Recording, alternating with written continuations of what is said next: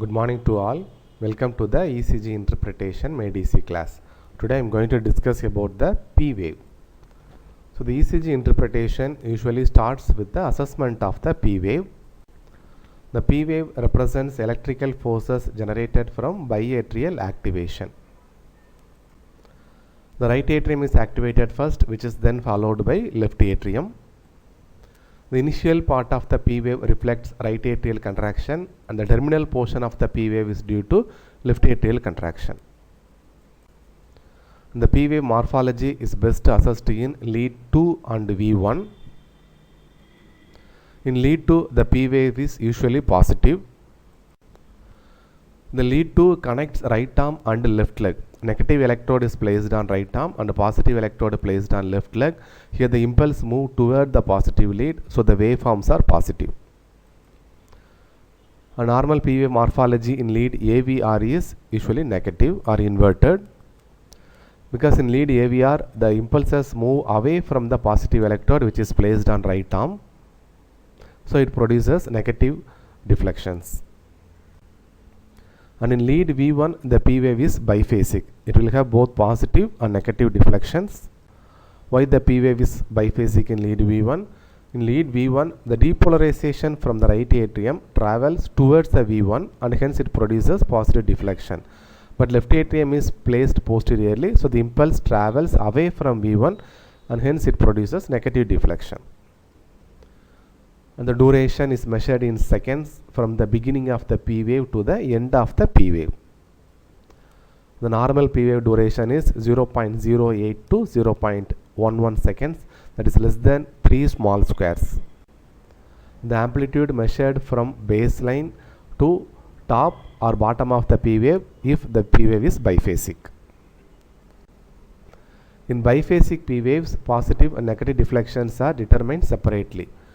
So in this ECG, the upward deflection duration is 1.5 small boxes, that equals 0.06 second. The amplitude is 2 millimeter. And the downward deflection is 1.5 small boxes. The duration is 0.06 second. The amplitude is 1 millimeter. So normal P wave amplitude in limb leads is less than 2.5 millimeter. And in V1, the positive deflection should be less than 1.5 millimeter and negative deflection less than 1 millimeter. So totally it should be less than 3 small squares tall. And abnormal P waves. So enlargement of the right and left atrium produces typical P wave changes in lead 2 and V1. So what is P pulmonale? So enlargement of the right atrium produces higher amplitude of P wave in lead 2 and V1. So such a P wave is called as P pulmonale because pulmonary disease like pulmonary artery stenosis, pulmonary hypertension are the common causes. So in this ECG you can see the right atrial amplitude is more than 2.5 millimeter in lead 2 and the positive deflection in V1 is more than 1.5 millimeter. So in this ECG it produces P pulmonale, so right atrial enlargement. And in left atrial enlargement, the second hump in lead 2 becomes larger and the negative deflection in V1 becomes deeper.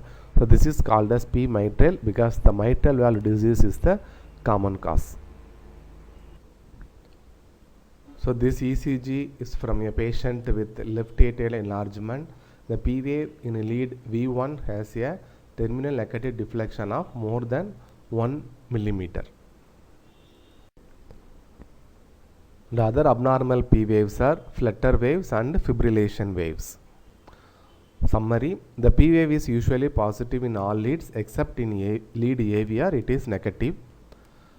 And the amplitude of the P wave is more than 3 millimeter in lead 2, it's called as P pulmonale. It is seen in right atrial enlargement. And when the duration of the P wave is more than 3 small squares in lead 2, it's called as P mitral and it is seen in left atrial enlargement. Thank you.